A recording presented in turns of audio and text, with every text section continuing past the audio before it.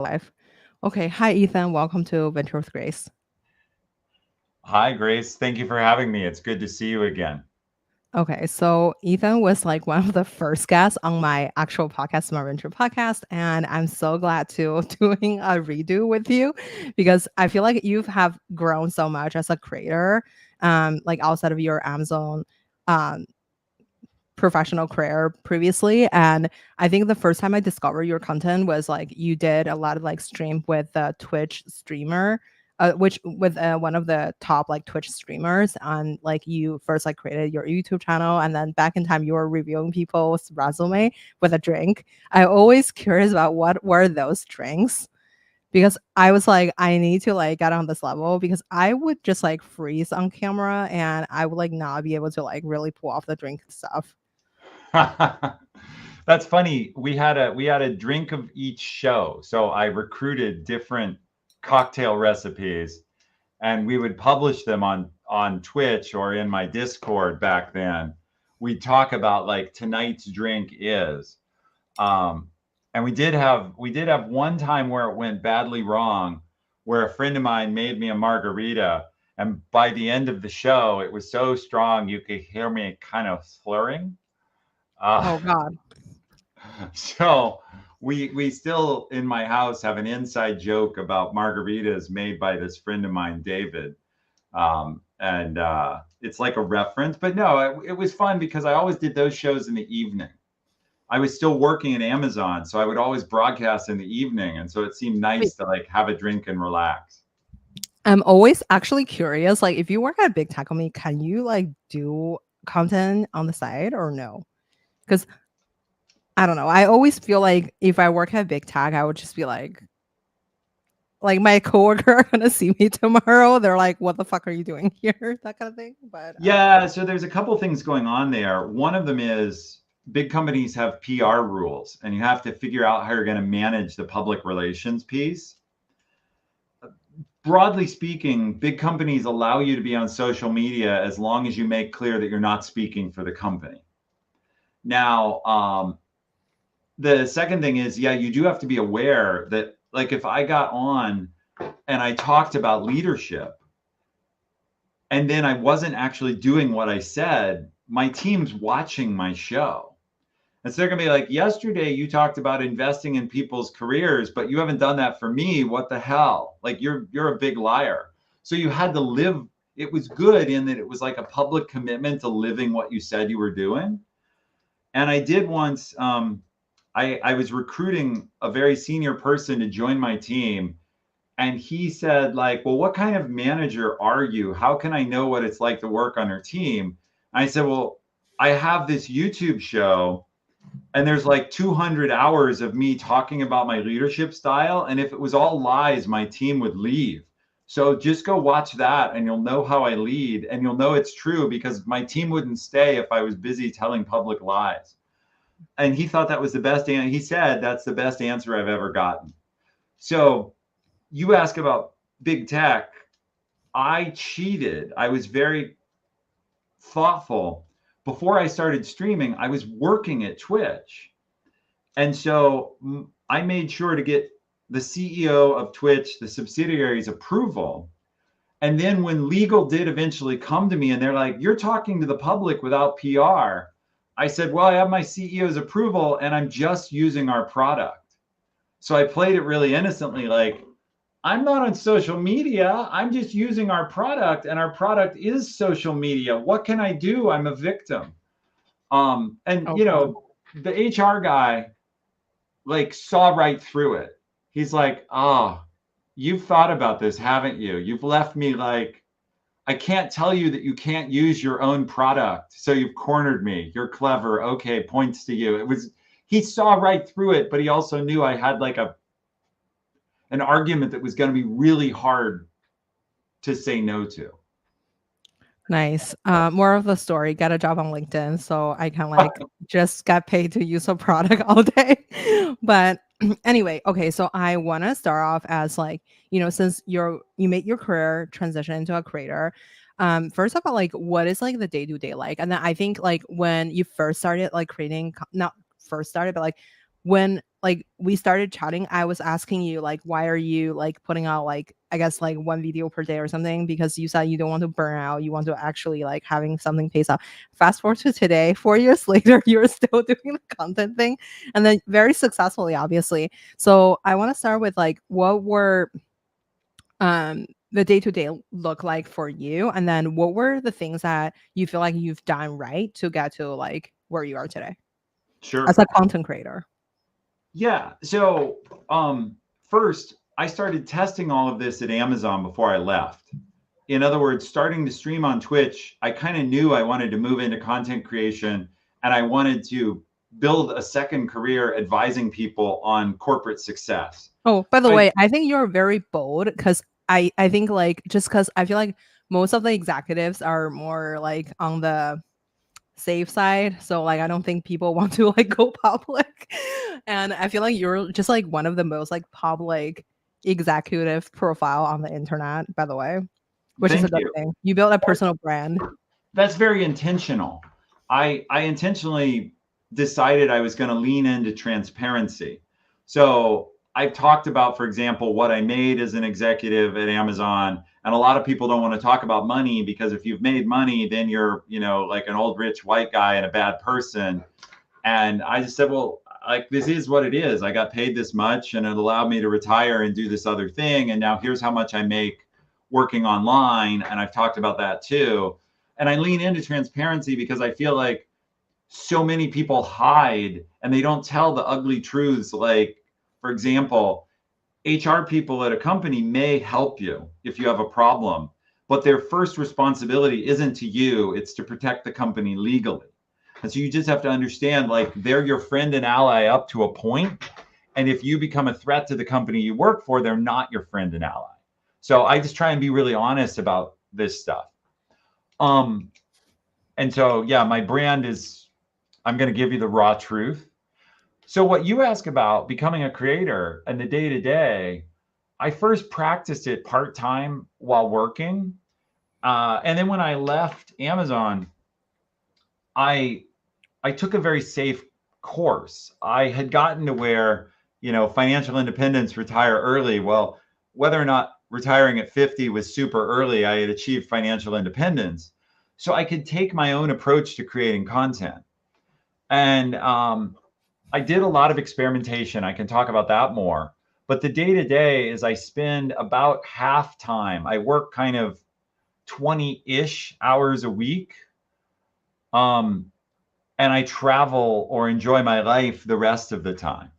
Now, how that works out in practice is if I take a 2-week vacation, I then work full time the other 2 weeks. Like that's how it actually works out. It's not like every day is 4 hours. Um, but the day to day is figuring out what are you an expert in that other people value. So people don't come to me to listen to my, opinions on the French election, maybe, or something. They're interested in, I want to grow my career. You had a good career. You helped other people have good careers. Help me. And so I have to focus on that. Um, and so I write, I teach classes, and I coach people. The reason I coach executives is they keep me engaged with all the companies people are interested in. So I coach people at Meta, Google, Amazon, et cetera. And that means I'm familiar with what's going on inside of Google and how's their promotion process work right now, and how does that compare to Meta or Oracle or someplace else. Mm. I wonder. So, okay. So we talk about like, I think like one of the things I found really impressive was like you always have something new to talk about. And then everything you post are like super long and detailed. It's kind of like the Amazon like interview questions, like the 14 leadership principle. You're supposed to prepare like 3 story for each thing, kind of thing. I feel like those stories are like so long and then so detailed. Like I listened to you on like Lenny's podcast too, and then like you were on our podcast, and then to talk about like all the examples you gave, like really long, thoughtful, like detailed things to talk about. And then also like all your posts are like very long throughout like our collaboration, or just when I was like whenever I'm browsing through your LinkedIn, it's always like very thoughtful and detailed examples. how do you kind of like think about what to post? Because I feel like your creative process is just like very robust. I don't know, like, how do you know what to talk about? It's not like you open a DM and then this person was asking you this, and then you're like, okay, let's just like make a post out of it. Or Well, that is part of it. Is some of my posts are driven by either things my clients prompt me, my coaching clients prompt me to think about, or questions I get from, people who read my newsletter or come to my classes. If they ask me a really good question, I turn it into a post. So, for example, a few weeks ago, we had a student from one of my classes who was very dissatisfied, and he gave our class a low rating. And I'm like, what the hell? So I reached out to him. So, the danger in a small class is I know who you are. And I reached out and I'm like, what didn't you like? And he said, well, you didn't answer my question. And I'm like, well, it's a class, I can't answer everybody's question, but let me write you an answer. And then I turned those into posts. So I just took what he wanted to know and used it as a posting prompt. The other thing, though, I think about and I write about. oh, another thing I'm curious is like, do you use like AI tools, or like do you have to write everything yourself? Because I assume I write everything yourself, because when I I read do. your answer, they're like very authentic. But I think like most of the content creator on the internet right now leveraging AI somehow, like maybe they don't use it to answer everything, but like I feel like everybody probably use it for something. But curious, what's your thought on there? So I write everything myself. I have an editor who goes over it and edits basically grammar and things. You have an editor, or like is that like AI tool like No, Grammarly or no, I something? have a human editor. Um, uh, this is something Lenny taught me. Lenny has, like you mentioned Lenny and Lenny's podcast. To appear in his huge newsletter, you go through this like multi-stage editing process where you write and then he edits it and his editor edits it and his graphic artist adds graphics. And so I sort of studied like, what does Lenny do and how much of that do I want to take on? Because for those who don't know, Lenny Rashitsky has this 750,000 person newsletter. It's amazing. He has incredible guests, but it's because he works full time on that content. Like I work part time, and I just said that it's his full-time job, and there is a team behind it. There's just a smaller team behind me. I have someone I've never met, but of course never met in person, but I've worked with online, an editor named Daniel, who, you know, every Wednesday I send him several post ideas and he edits them, and then I use them through the week. Now, not everything I write goes through an editor, because sometimes I'm writing something that has to be posted that day that's like on my mind for that day, and there's no editor going to be involved in that. It's too fast of a turn. I have so many questions there, because I feel like on one hand, like obviously like I think having an editor or like having someone to help you, that's great. But like I feel like that's also like functioning as a business, it could be really like eat up your profit margin. Obviously, you just mentioned you don't need the money. But I wonder like what's your thought process behind as a business owner? Like how do you make like a profitable business? Because I'm sure like people like Lenny would charge like, I don't know, like a huge amount for like advertising or something. I know that you have courses, and I mean I saw the pricing on the course, but I wonder like what was the thought process behind like, creating successful product that kind of like Mhm. help your business function versus like, I mean, what would be the things that you would splurge on? Like, for example, you mentioned like you would hire like an editor, but like on the other hand, like would you, yeah, like I guess like how do you kind of like make this run as a business too? Yeah. So I'm happy to share that. It turns out, and editing is very affordable. Um, so that hasn't. It's been a very good investment. I'm very happy working with my editor. Mhm. Um, Other things can be more expensive. Uh, I generally, though, as a content creator, the place to invest is in your content quality. And so the places I splurge is like when I make a course, I've invested in professional filming or professional editing, Mhm. because the people are paying for that and they need top quality. I think they need top quality. But as a business, it really comes down to my LinkedIn posts drive everything else in my business, because people get to know me on LinkedIn and read what I have to say. And then they're like, oh, this guy, he said several things I found pretty clever or useful. Maybe I'll take his class, or maybe I'll subscribe to his newsletter. So I invest the most effort actually in what I write on LinkedIn, because it leads to everything else. As about making it a business, I set out to help people. And my theory on a business is I give away tons of advice for free. And what I ask people to pay for is, if you're in too much of a hurry to just follow my post for a couple years, where everything will be there eventually for free because I'll end up talking about it. I'll make you a course, but then that's a premium offering. Like, I'm building you, it's a convenience. Everything is free. If you want to be patient, I'll write about it someday. But if you want it right now your way, you can have that, but you're going to pay for it. So if you want private coaching, you pay for it. If you want a class, you pay for it. But I give away everything for free. And that way I feel like I'm helping people who have no money, but also selling convenience to those people who do have money. Totally. I feel like at this point you should just publish a book too, since like you already have the editor and you wrote everything yourself. Yeah, the book is in the works. So thank you. Thank you for the affirmation. I'm working with a different person. You know, books, it turns out, to do them well is a very long process, which I won't explain all the details, but I'm in the middle of that process. And I'm excited. I've always wanted to write a book, and now I finally have a plan. And I should just share, yes, this is my business, but I love doing it. And so it's very easy. I don't know if you've ever read The Almanac of Naval Ravikant. Yeah. My mom is listening to it right now. So right. It seems like the type of book you would know inside out. I fit into that, what he described, which is what I'm doing is so much fun for me. I would do it for free, but since people will give me money to do it, that's even better. I wonder when people, for example, like for the people who are like purchasing courses, I guess like I know you have courses, you have like newsletter and everything.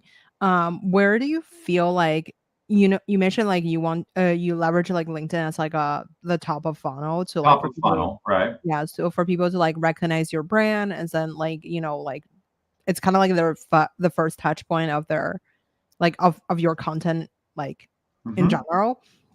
What's your thought process on like, you know, streamlining the process? So for example, they discover your content on LinkedIn and then you direct them to your newsletter and the newsletter directs to a course, or like Yeah, how do you think about that kind of things? well, it's pretty much, look, you allow people, okay, my model is derived from video games, because I worked a lot in the video game industry. And if you think about so-called free to play, my model is essentially a free to play video game. You're, free to play really means you can play, but if you want the special stuff, you start paying, and you can pay a little bit or a medium bit or a lot. And so it's considered derogatory, but the old terms that got used in video games was like minnows, fish, and whales. And, the people who spend just a little bit were the minnows, and the people who spent more were like the fish or the dolphins, and the people who spent huge amounts were called whales. Now they, just call it like small, medium, and big spenders. But the idea was, what was so brilliant about free to play games is you could spend whatever amount you wanted. If you wanted to spend nothing, you could. If you had a lot of money and you wanted something right now, you could do that. And it allowed people to spend at their level of comfort. So I do the same thing, which is everything, all my advice is there on LinkedIn over time. But if you want more and deeper, get the newsletter, and that's, $17 a month or $170 a year. And so that's like a medium amount, but everybody who works in a professional job can afford that if they want. And then my courses are a few $100s to several $100s. And so that's the next step up. And then private coaching is very expensive because my time is limited. I can only coach a few people. And so over time, my coaching has gotten more expensive as I've had to use price as a throttle on number of people. And today, I mostly, unfortunately, have to decline clients, even clients who are like, take my money, because I just don't have more time. So it's a pyramid.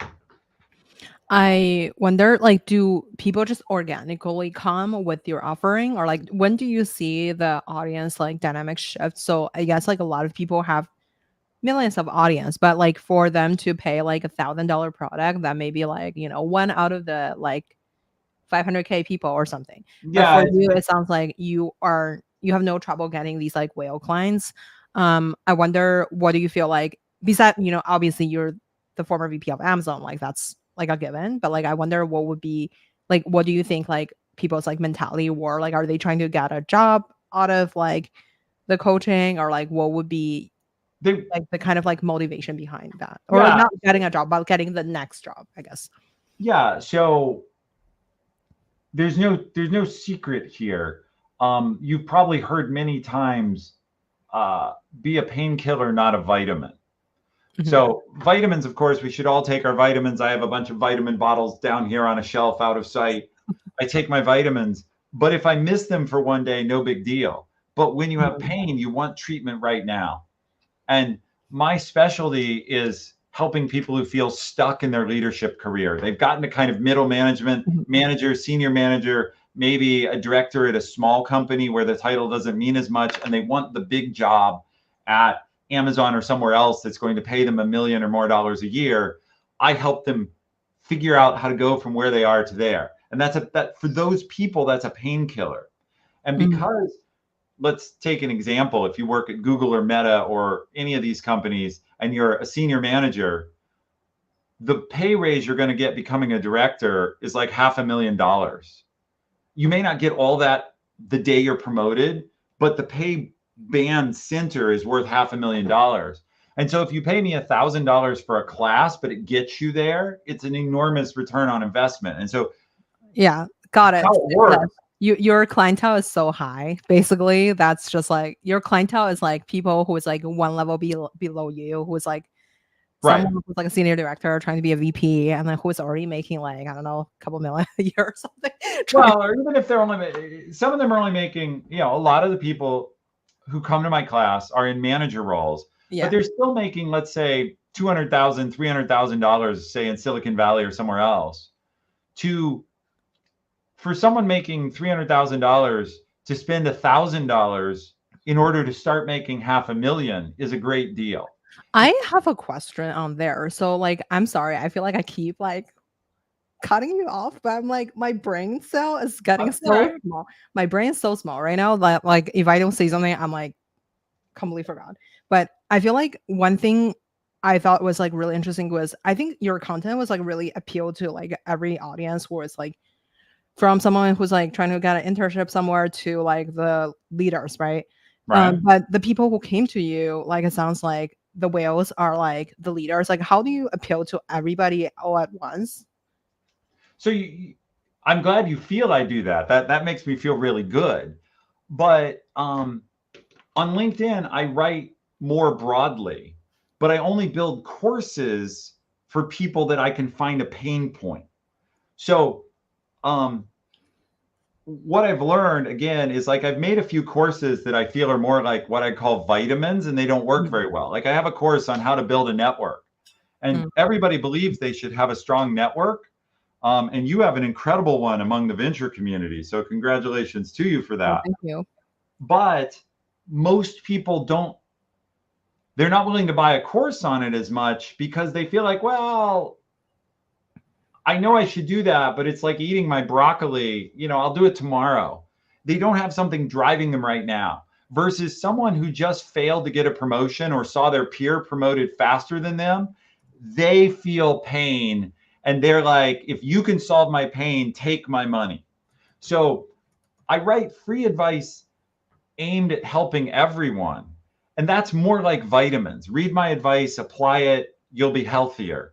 But if you want a specific problem solved, number one, I can't tell you how to become an executive in a LinkedIn post. It just, you can't You go do can? it. I'm just kidding. So it Awful. takes, my class is 6 hours deep in terms of material. It takes that long to move the needle for someone. Totally. I did want to go back though, just quickly before your brain triggered you to think about something else. I would do way better, on the economics of hiring a coach or taking a class or a newsletter. I wish there was a way I could tell people, I will coach you for free, but if you get promoted in the next year, I get 10% of your raise. That would be way better for me. There's just no way to make it work. The point is, it's actually a much better deal that people get to pay me a flat rate, because there are people who'd be like, if you can get me promoted, I'll happily give you 10%, but there's no way to like track or enforce that. But I would make so much more because I'm actually helping people move to a whole new level. And so I bring that up because, in your world, that's like the venture gold model of like, how can I claim more of that value? So, I would say like I would take your own advice. You said this on another podcast. You said like you rather trust people on a handshake deal. Like, why don't you just trust like I mean, if they're like a senior VP, something executive, couldn't you just Google their salary on like Glassdoor or like Blend or something and be well, it like, is. oh, like how much is this person paying? And then So you have a kind of good hunt them point. down. Maybe I'll try that because I've never had a single chargeback on my coaching business, right? I've never had a single client, feel they weren't treated right or like protest a charge. And it's so funny. Very quickly, the reason that's funny is when I first started my business and I got payments for coaching, I used PayPal as one way people can pay me. And PayPal would send me these nasty grams. It was really funny that said, you got a bunch of money, but we're going to hold it for 30 days to make sure it's like a real transaction. Oh, yo, you should be on intro. Like I just got on intro and then I already chatted with a couple clients. They're all amazing. Like you should just use that platform. I will like make you an intro to the intro team. I feel like they're good, but like Well, yeah. what's funny about this is, and I'd love, sure, intro me to intro. But what PayPal did was for about 3 months, they kept treating me badly of like, we think maybe this transaction is fraud. So we're going to hold your money and you can't have it for 30 days. And then somehow when nobody ever complained, they realized like, oh, he actually just has a really good business. And so now PayPal spams me every week with, do you need a loan? Do you need a business loan? Do you need a credit card? Like they've totally turned around to like, not only can you have your own money, but we'd like to give you our money and charge you interest. So it's Oh just, god. it's funny, but the point of that is, you're right. The sort of executive client never cheats. It's a terrible idea. Like I can't imagine a worse business idea than I'll hire Ethan, get in a financial argument with him and expect that to go well for my career. Like that. Look, man, if I have like $500,000 as annual salary, like go for it. Like I feel like I would not cheat on the $1,000 at that point Right. because And nobody it's does. bad. Yeah. Yeah. Um Okay, so I wonder, okay, since you are a creator now, and if you one day go back to the corporate world, if you're like younger, what would be your suggestion for your younger self? Would you be like, okay, if you're a PM at Amazon, you started creating content, or what would be the advice for like the people who like went back to corporate or like, Of course. So first, I ask myself all the time, what jobs would I take? So we can discuss that later if you want to. Like, what kind of job would cause me to change my lifestyle and take a job? But separately, um, what I would advise people is I didn't invest in building a network nearly as early as I could have. And that was a mistake because I was an introvert and I thought networking meant walking around a cocktail party and introducing yourself to strangers. I didn't realize how powerful now social media allows you to just instead. So I would advise anyone who's at a corporation, put a little effort into sharing something you're passionate about online and build a network and a following around it. Because I've seen how powerful that is. Because my audience has bailed me out of problems that I didn't know how to solve. Like I get in some crisis that has nothing to do with leadership. Like I was in Turkey and T-Mobile cut my phone off because they said I was using too much data in Turkey. And through my network, I was able to reach a T-Mobile executive who just like put me on some special list. He basically just sent an email to someone who's like, put Ethan on the special list. He can do whatever he wants with his phone. And I'm on like the special list at Comcast, where if I have a problem, Comcast sends a truck that day. I have like a special phone number, and it's all just network. It's not because it's just because I knew the right people at the right time. And so I would tell anyone, work on your network, because you never like your network can solve anything. And like if I wanted to meet venture capitalists, I would come to you. If I had an idea I wanted to pitch, I'd be like, Grace, we're buds. Like, tell me who's the right partner at the right place for this idea, and you'd probably help me out, right? I I feel like I agree with you, but also on the other side, I feel like right now, I think you have thought leadership, like a huge reason is like you're very successful on its own. Like so people really look up to you. I think that piece is like very important too. Like Of as course. as much as you have like or someone else can have a good network, but like in the end of the day, like I feel like you're right now, you're like the successful your content, like I would say like a huge part of it is like you know what you're talking about, like you have the confidence as well as like you have the proof as like you are a successful person, so that like people are drawn to you, people like your stuff too. I agree, but I see so many people building deep content.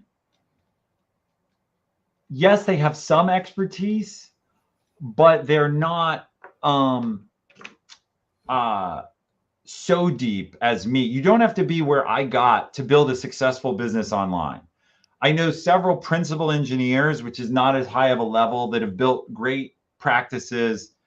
There's Rahul at the company Taro. There's you know people doing this in product management. There's people doing this across many spaces, and what's required is that they I'm just thinking about some more examples. um, there's Peter Yang who talks about this for Yeah, product yeah, management, and it's a matter of consistently saying intelligent things. Now Peter's in a solid leadership role, but it's not a high level executive role. And the Taro founder was a staff engineer. It's a good role. And there's an Amazon staff engineer, Steve Wynn, who used to work for me, who's got a huge YouTube following, like 150,000 YouTube following. You, yes, you can't do this as like a fresh out of college. It's going to be harder, but you don't have to be a vice president. It's more about finding what you are an expert on and building an audience around that. The last thing I'll say is there's an audience for everything. Um, well, let's take you. oh god. No, let's do it. You have a huge audience. You're an established expert in your space. I looked at your schedule of people who are guests on Venture with Grace, and it's somebody every single day from the industry. And yet, you, unless I misunderstand, you've never held like a partnership position in a big venture Yeah, firm. I was an associate and an analyst somewhere, so I was not a partner somewhere. Right. And so I guess I would ask, if you can do it, why don't you believe other people at your stage can do it? Because I don't feel like I did it. Because whenever I feel like, oh, I'm still like such a long way to go. Like, I feel like yeah, from wherever I was to like wherever I want to go, there's like just like a long way. So whenever people from outside, they're like, oh, you built like a big following, blah blah. But when I'm just by myself, I'm like, oh my god, I'm like I don't know, I get cringe out of my like whatever I'm saying in anything, and then I feel like That's I'm a imposter mistake. syndrome talking though, right? Like you're very successful. And your success, I'm sure, is still compounding. You're on multiple outlets. So I guess I would say I want to encourage people, let me put it this way. I want to encourage people to try to grow to where you are today, whether or not you feel that's finished or not. And you obviously don't, and I don't either, right? Somebody asked me yesterday, um, what TED talk would I like to give? And I'd like to do a TED talk sometime. Like that would be really neat. I attended TED as a guest and it was really interesting. And I'm like, hey, I would like to do that. I have a topic I want to do. I haven't had that invitation yet, but I'd like to do that. And so I don't feel I'm done either, but it isn't that hard to get. It takes work and time, but people can get to where you or I are. They can do it. Does the Amazon name and VP title help me? It does. But there are so many people who've done it without that. Well, I think you're the most famous Amazon VP right now. Like, I'm sorry, other VPs at Amazon. I mean, we had a couple of Amazon VP on our show. They're also very famous, but okay. So I didn't know that Bill Carr was your boss. I mean, I listened to that on like one of your podcasts, but like I had like Colin Breyer on our show before. They published the famous like working backwards book. And then you mentioned they should call it like innovation machine or Yeah, they something. wanted they Bill told me he wishes he had called it the innovation machine. I feel like just Amazon is like such a just like a really cool place. Okay, so I have a question. This is like a lot of my audience, they may be like in a lot like earlier stage than you. And like I wonder, so for example, if you went back to corporate, like let's say if you're like at a I don't know, like business manager, like kind of like Mhm. level 5. I mean, I'm just trying to talk big tech Yeah. right now. Okay, L5 role. And then they want to be like you one day. I saw you spend like, you were like at Amazon, you hold like maybe 8 different like upgrade from wherever you started. So I wonder how would you kind of navigate that journey to, let's say, if within 10 years I want to be from like L5 to like a VP of Amazon, like what would be that 10-year like kind of playbook in your Yeah. Well, a few things. Number one, you've got to be a top performer because not everybody gets promoted. I obviously joined with a lot of people who were at my level. Over time, many of them got promoted, but I was among the first to get to my level, sometimes by several years. So, and by the way, I wasn't the best performer, but I was consistently above average. The second thing is I did take risks. I feel that taking risks and taking bets on projects, I had some failures, and I've talked a lot about notable failures. I'm in Bill Carr's book, and it's about a demo that blew up in front of the Amazon all hands. So it was a really like public humiliation, but I plowed through that. And I guess the point is you do better taking some risks and winning some, even though you lose some, than being safe all the time. Safe gets you very slow growth. High risk might get you fired, but it probably gets you promoted. And so the thing I would do is I would look for projects, but you have to start thinking about the product. I was an engineer, I am an engineer, but in the end, you have to understand businesses pay and promote people that help them grow and make money. So I became, you have to find your way to where you're helping the company grow and make money and you're helping them ship things and get results. And because other people aren't, you will move up. You will move up if you are generating unusual results for the company because the company wants that. So what I would do is find a manager who's supportive, a manager who's also ambitious, or who understands ambition, and team up with that manager and say, look, I will take on your hardest problems and help you with them if you will advocate for my career. And I did this for lots of people, and a couple key people did it for me. Each time I was promoted, it's because someone fought for me. And so you have to build that relationship where someone's willing to fight because there's always a lot of reasons to say no to a promotion. And you need someone in the room who's pounding the table and saying, yeah, those reasons are all bullshit. We should promote this guy because he's valuable. And that happened for me a couple times. So, how do you build that kind of like rapport with someone? Because I feel like when you first like entering a workplace, I'm just like putting my mind into like someone entering a workplace. So, like, I feel like when you enter, like, I would think like if I like got a job somewhere, I would like immediately be like, okay, a good listener, listen to like everyone, trying to get a sense of like what is going on and like, what is like our KPI or something. You said it in some other podcasts. It's like figuring out like just like listening to your boss, like solving the problem that they want to solve, like eat the frog kind of thing. So yeah, like so now you figure like some really important project or like really something like your boss hate but you can like actually do, and then you do that kind of thing. um how do you like make sure that the person will like fight for you? Because I feel like that's beyond like they like you.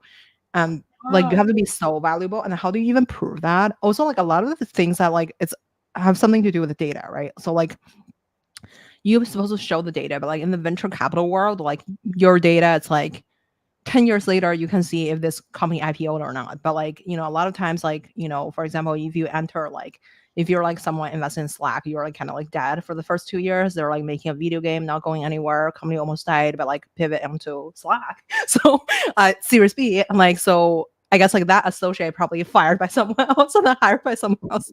But I wonder how would you kind of like show data? I mean, I'm just using VC as an example because that's like more dramatic, but like in the Well, corporate world. the lag time in the corporate world just isn't that long. Projects are 6 months, a year, maybe 2 years. Usually, they're not, and it is tough. We've had this problem at Amazon, and I hear about it at other companies. If you're working on some project that's like a 10-year vision, it can be very hard to get promoted because it's like, well, where's the results? But for most businesses, they measure in quarters or maybe years. And that's short enough that you can do the work and get the results and show them. You can ship the product, you can ship the feature. As for building the relationship with your manager, I talk about this a lot. I have a 5-step process I've called the magic loop. Um, just Yeah. to run through it super quickly, the first part is you do have to do your job well. So whatever it is you're assigned to do today, you've got to be doing the tasks on time with good quality, getting along with your peers, sending your status reports, whatever, you've got to be doing the work. Once you're doing the work well, though, what you do is you go to your manager and you say, look, how can I help you? I'm doing my job. It's all done. You've given me the feedback, or you ask for it and you say, am I doing a basically good job? And if they say no, whatever, your reports are sloppy, then you fix it. If they say yes, then you say, great, what else can I help you with?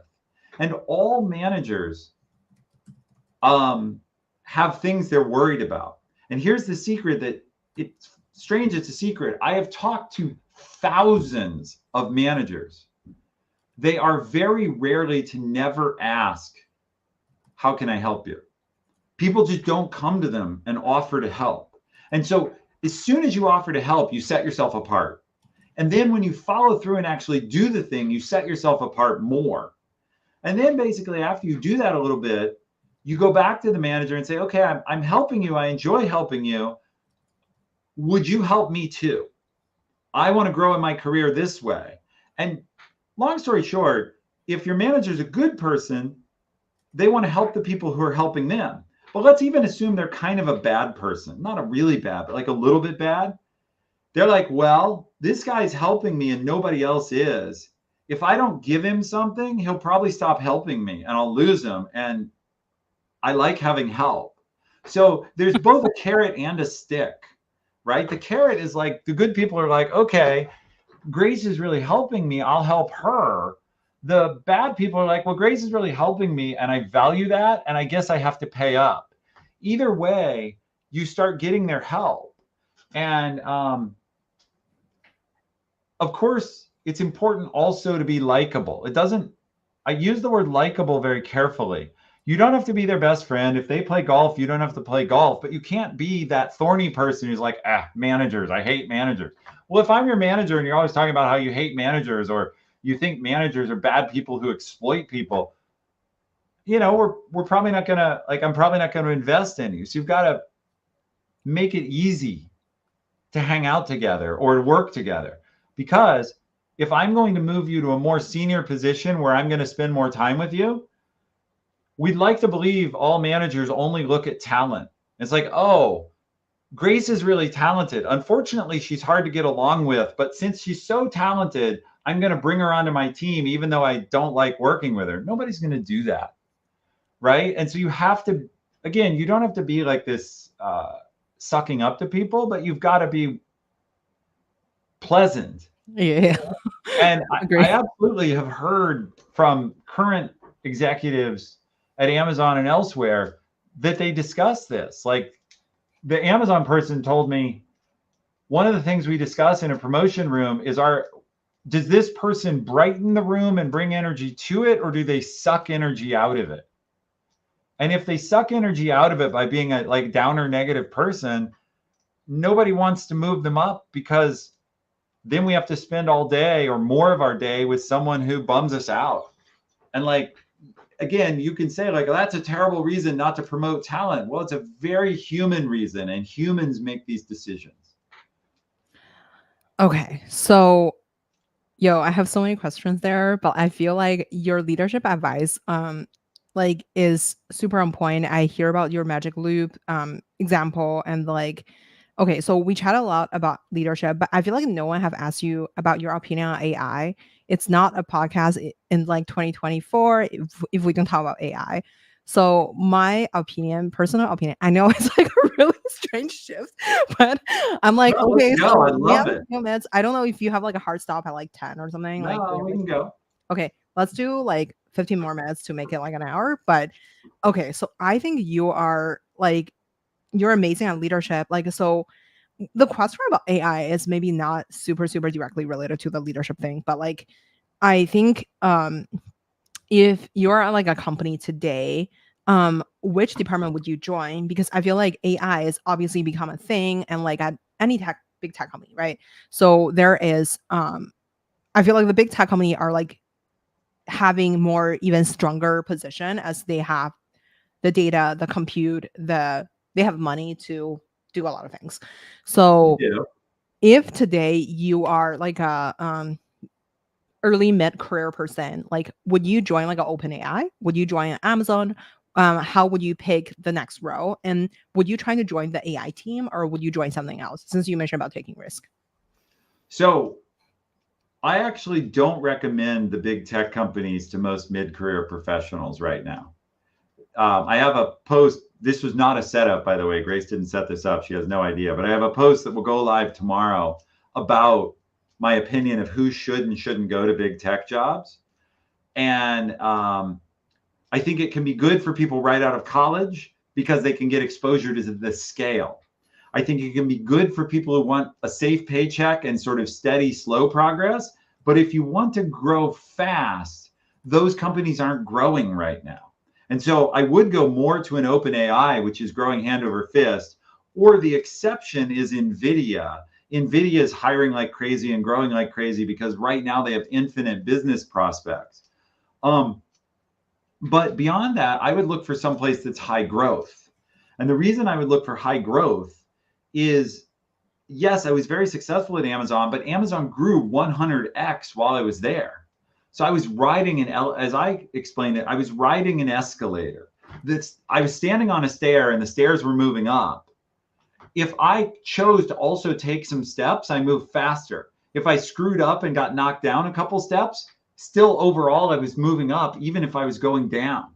And so you want to find those escalators. And I don't think big tech right now is the escalator it used to be, nor do I think it can become that again, because my math may be wrong, but I looked at Amazon's revenue. And if Amazon were to grow as much in the future as it has in the past on a relative basis, it would be bigger than the entire US economy, which isn't physically possible. So now AI, you don't know this about me, but I was in graduate school working on a PhD in artificial intelligence long ago. And I left that, not because I didn't believe in AI, but because it was too far away 30 years ago. I wanted to do stuff now and it wasn't ready. But so I'm a huge believer in AI, but I do think it's in a bubble moment where everyone who can spell AI now claims to be an expert. And I think those teams are probably overpopulated. I think it's important to know about AI and think about how to use it and what businesses are going to survive and what businesses aren't. Um, but I would actually try to go to some other team that's building something that's AI resistant, uh, or some business that's unlikely to be as disrupted by AI than I would to go try and be part of some AI team, because I think those are hype balloons where they're going to quickly sort out who really knows AI and who doesn't, and what's really valuable and what isn't. Um, I think a lot of companies, it's almost a year ago now, but I saw Coca-Cola announce they were building an AI team. And I was just like, when Coca-Cola thinks they need to announce an AI initiative, we're too far on the, the BS side. Um, no shit on Coca-Cola. I love Coca-Cola, but the problem is, yeah, I feel like I don't know if my food really need the AI technology right now to function as food. But okay, so I wonder when it comes to um your like media conglomerate, like so you started with like LinkedIn and like now you're on like literally everywhere. You have like courses and then you have like a YouTube channel and everything. I think you started on like Twitch and then YouTube channel. I'm pretty Yeah, sure like the I YouTube is remember actually you. older. I just haven't invested as much in it. Go ahead. What like so I guess like where do you want to take your business next? And then like what is your like the next like 10 years of Ethan Evans VP look like? Uh, Thank you for asking. First, I'm very aware that what I do is not that resistant to AI. In other words, you ask me if I write with AI, I don't. But someone in my community took all of my writings and all of my courses and we fed them to Chat GPT to build Ethan GPT and see if it's any good. And the truth is it's not as good as me right now, but you can see where one day like it will be a great career coach. And that one day isn't that far away. So you have to ask, what am I doing or what can I do? And so when you ask about the next 10 years, actually relationships and human interaction are what is durable.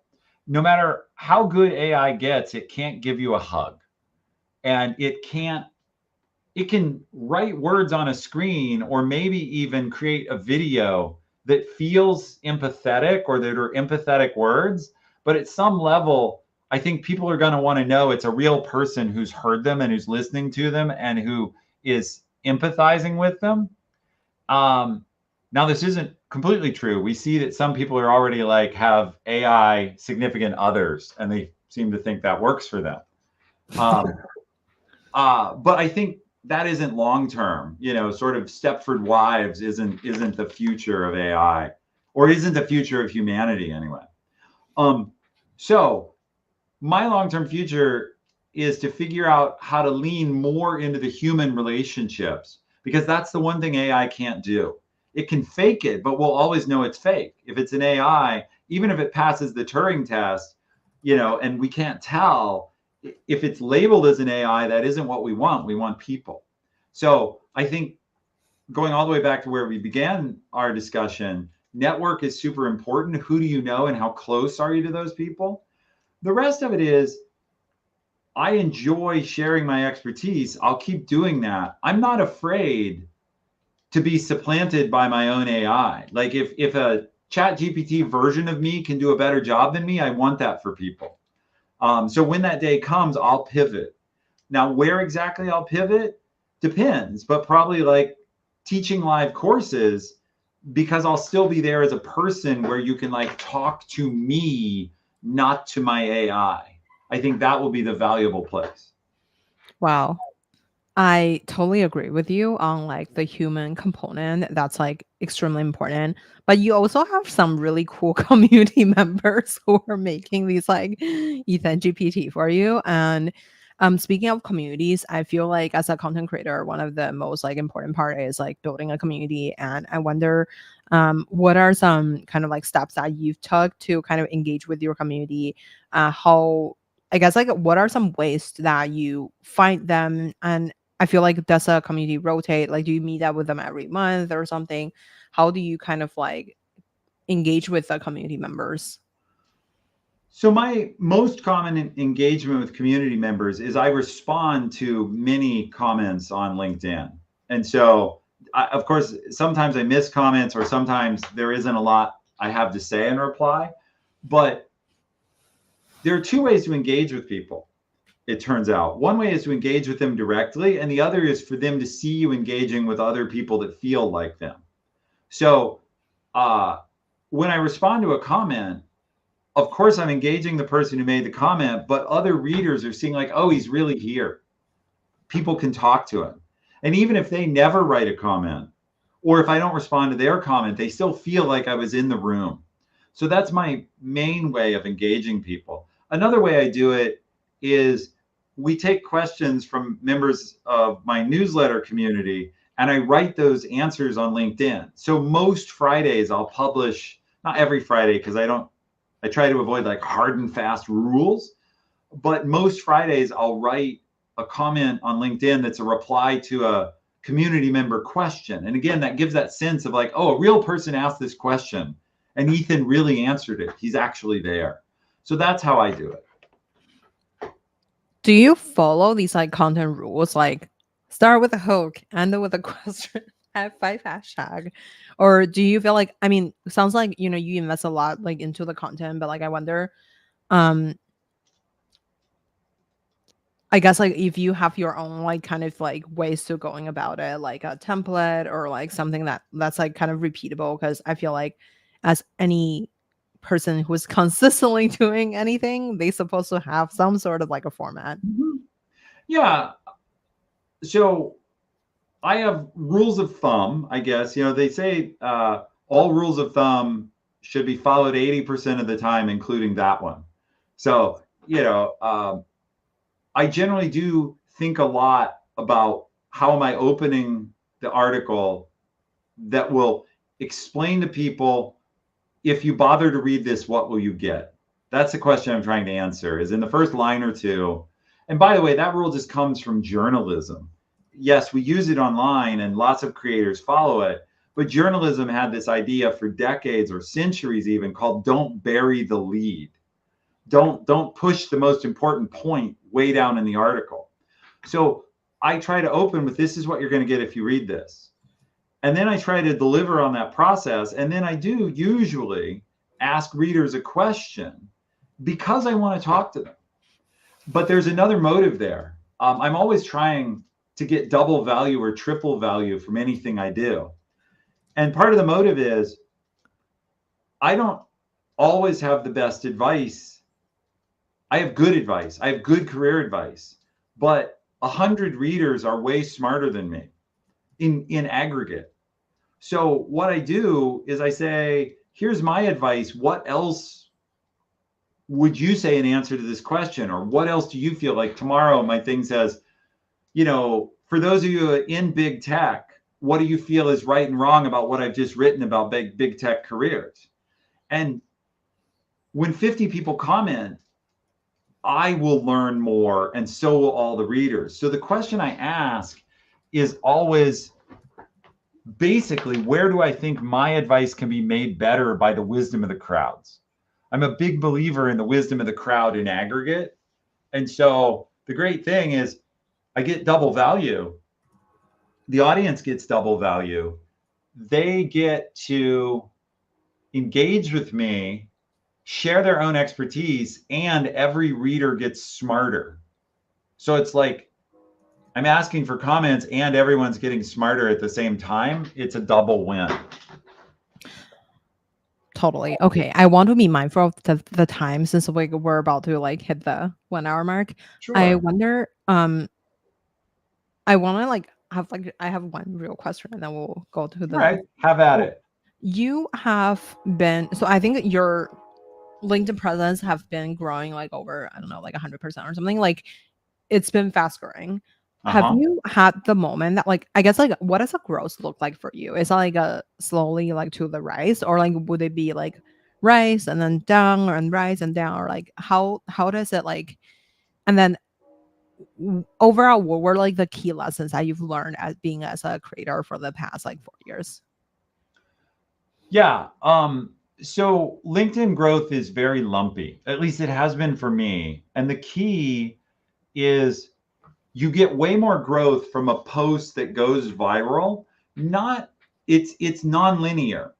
Um, and the reason is most of your posts go to the people who already know you. So they either already follow you or they've already decided they're not going to follow you. And so your new follower growth is small because you're not actually reaching that many new people who have a new decision to make. When you have a post that goes viral or that addresses a different market, it goes outside your normal audience to people who've never heard of you. And then they can make a fresh decision. Does this Ethan guy say things that are interesting or not? And that's what drives growth. So the hard part is the LinkedIn algorithm kind of sends your posts to the people who already know you because they want clicks or they want engagement. And they're like, well, this is the safe audience to show them to. We know they like it. So it takes an unusual post.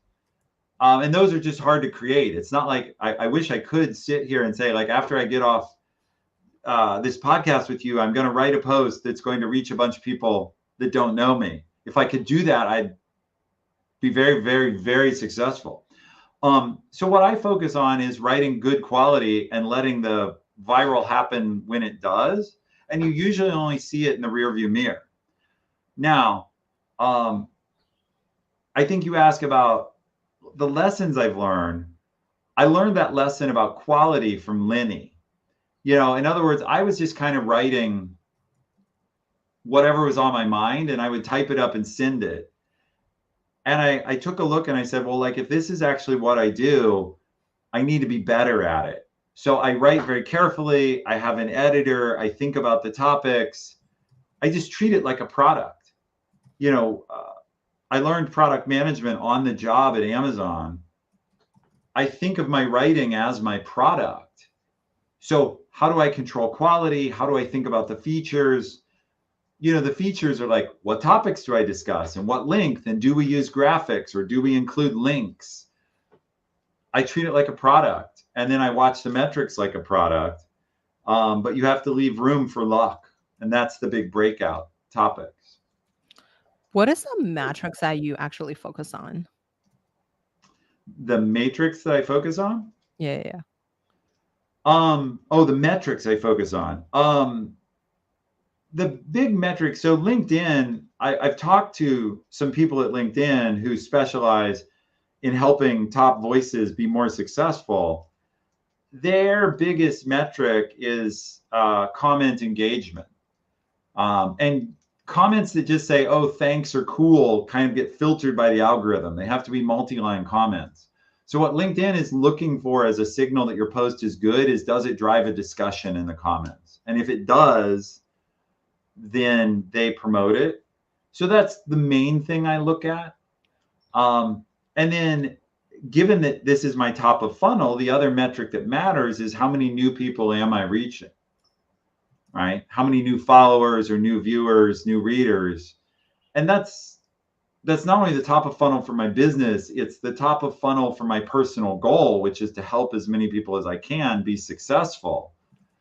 My end motive there, it's a good sort of final comment, I guess. My end motive is I think the world has a lot of problems. And so my best way to help with the world's problems is create better leaders, because I can work on one problem or two problems. But if I help 1,000 people be better leaders, then together we can work on 1,000 problems. And I feel like there's at least 1,000 problems to work on. I Wow, that's such a good ending. So I have a 1 minute mini fire round for you. What's the name of your book? Oh, we brainstorm different titles because in the end, by the way, your publisher chooses that. Mhm. But it will most likely, my proposed title is The Breakthrough Loop.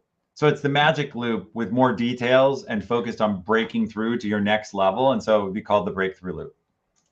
You have traveled a lot, and I've seen some of your like burger pictures or something on LinkedIn.